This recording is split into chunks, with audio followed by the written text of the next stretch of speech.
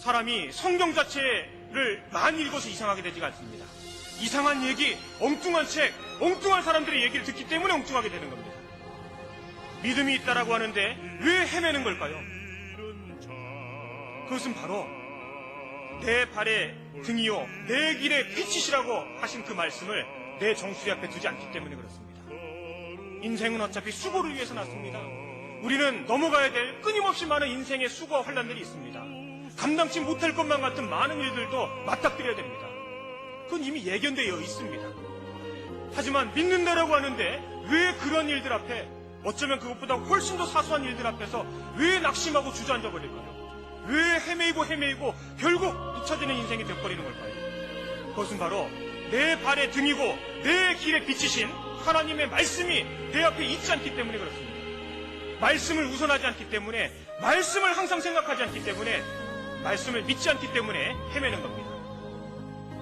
아무리 어둠이 깊고 아무리 어둠이 지나다 할지라도 확실하게 앞을 비추어주는 등이 있으면 길을 헤매지 않거든요. 왜 이렇게 식었죠? 문제는 열정이 식어있는 그리스도인들이 너무 많이 보이는 겁니다. 왜 이렇게 식었죠?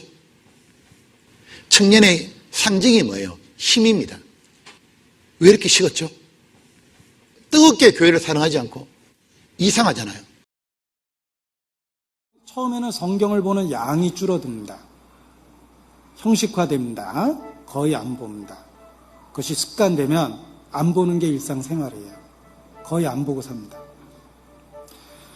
정말 저희 교회에서 걱정되는 일이 있습니다. 긴 설교를 개인적으로 성경 읽는 것과 대체하는 경우가 있으면 가장 개인적인 비극일 거라고 생각합니다.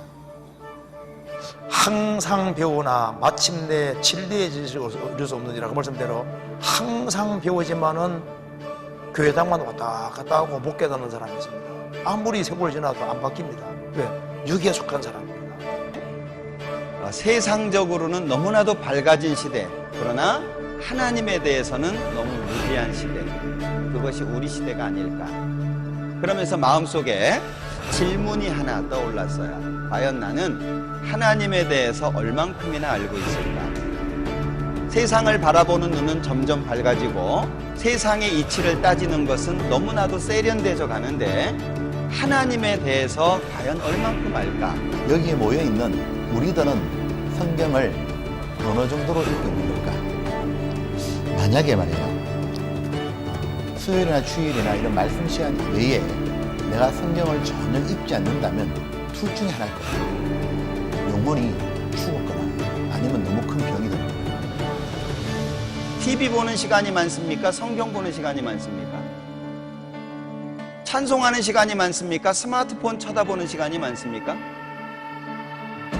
내가 하나님에 대해서 골몰하는 시간이 많습니까? 아니면 텔레비전을 보면서 그냥 웃고 있는 시간이 많습니까? 우리의 신앙은 위기 속에 있다라고 하는 걸 기억하셔야 돼요. 내 신앙은 위기 속에 있어요. 말씀이 많은 건 중요하지 않아요. 그 말씀이 과연 나를 얼만큼 어느 정도나 붙들어 줄 수 있냐는 거예요. 앞으로 어떤 어려움이 다가올지 우리는 알 수 없습니다. 깊이가 생기지 않는 하나님의 말씀은 오히려 자신을 해치는 도구가 될 수도 있어요. 여러분 인생에서 물어볼게요. 제일 중요한 게 뭐라고 생각해요?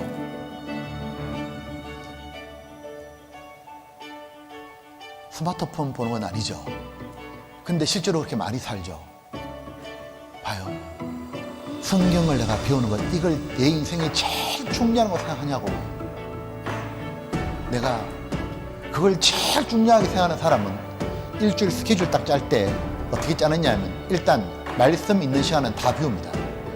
그 사람 나중에 봐요. 하나님 앞에 중요한 사람 되지.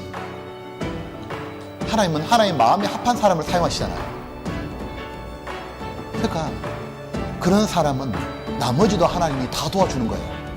먼저 그의 나라 의를 구하고 있기 때문에 먹고 사는 문제도 다 도와주는 게 있는 겁니다. 아버지의 말씀을 내 마음에 담는 방법이 무엇입니까? 이사야 55장 3절, 귀를 기울이고 듣는 것. 귀를 기울이고 들으면 마음에 담겨지고 말씀이 내 마음에 딱 새겨지면 살리라 삽니다. 육신을 이기고 사는, 죄를 이기고 사는, 절망을 이기고 살면, 우울감을 이기고 산다니까요. 신앙이 회복이 될까요? 우리는 때로는 눈물 골짜기를 지나기도 할 겁니다. 사망의 음침한 골짜기를 지나기도 할 거예요. 그런데 그 가운데에서 하나님이 나를 지켜주실 텐데 뭘로 지켜주실까요? 하나님이 구름 타고 내려와 가지고 지켜주시겠어요? 아니면 기적과 이적을 통해서 지켜주시겠어요? 그 말씀을 통해서, 그 말씀이 나를 위로해주고 붙잡아주고 세워주고, 사람이 주지 못하는 위로를 하나님께서 말씀을 통해서 주시잖아요. 성경을 자세히 보는 사람은 자생각까지 다 드러납니다.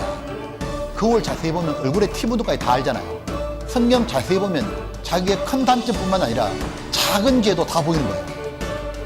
말씀 가까이 하는 사람은. 그래서 양심에 찔리잖아요. 그러니까 점점 겸손한 사람이 되는 거예요. 점점 하나님의 은혜와 축복을 받게 됩니다. 사람이 왜 교만해집니까? 비춰보는 게 없잖아요. 반성하는 게 없잖아요. 왜 작년에 올해 똑같아요? 반성이 없잖아요. 사실 우리가 구원받고 정상적으로 자라기만 했다면 훨씬 더 많은 사람이 구원받을 수 있었던 겁니다. 그렇기 때문에 내가 정상적으로 성장하지 못함으로 나 때문에 많은 사람이 실족하고 많은 사람들이 이루어졌다는 것도 생각이 듭니다. 그리스도를 더 알고자 하는 그런 열망이 있냐 그 말입니다. 우리가 사실 최고로 집중하고 알아야 될 분이 누구냐면 하나님에 대한 지식인 거예요. 내가 구원을 받았다고 하지만 하나님을 얼만큼 알고 있냐 그 말입니다. 그리고 하나님을 알기 위해서는 이 세상 지식을 위해서도 많은 시간이 투자가 돼야 되는데, 하나님을 알기 위해서 그 시간을 조금 투자하고서 신앙생활 잘하려고 하고 하나님을 잘하려고 그리고 신앙 성장을 제대로 하려고 하고, 그게 합당한 마음이 아니다 그 말입니다. 구원받은 우리들은 죄를 짓기 싫죠. 죄에서 벗어나고 싶고 죄를 멀리하고 싶고 죄를 이기고 싶죠. 하나님 앞에서 깨끗하게 살고 싶어요. 그렇다면 성경으로 달려오셔요. 그렇다면 성경으로 달려오셔요. 성경을 자세히 알려고 성경으로 뛰어오셔요.